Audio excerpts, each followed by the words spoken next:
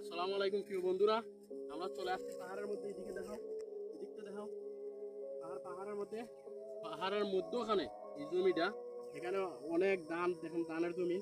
এখানে পশু বিভিন্ন পশু ওই পাহাড় থেকে আইসিয়া এরা ধানের ক্ষতি করে। কৃষক ভাইটা এখানে এই গৃহস্থ করছেন, মানে ধান ফলাইছেন।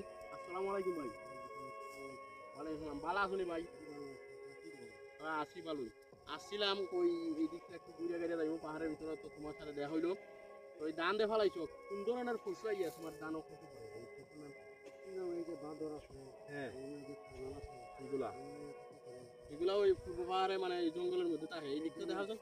এই জঙ্গলে মানুষ আছে, রাত্রে ক্ষতি করে, দিনে ক্ষতি করে। রাত্রেবেলা আমরা ওদের বাড়ি ওদের ক্ষতি তুমি দেখাও, তুমি দেখাও। রাত্রে উগারো তাহো, এই উগারটা মেঝে তাহো। করি। অনেক কষ্ট, বাইরে অনেক কষ্ট করে রাত্রে বেলা উগারের মধ্যে থাকতে হয়। উগাগুড়ি ভরতে হয়। ধান ফলাইতে গেলে পাহাড়ের মধ্যে অনেক কষ্ট। এখন বাইরের জন্য সবাই দোয়া করবেন।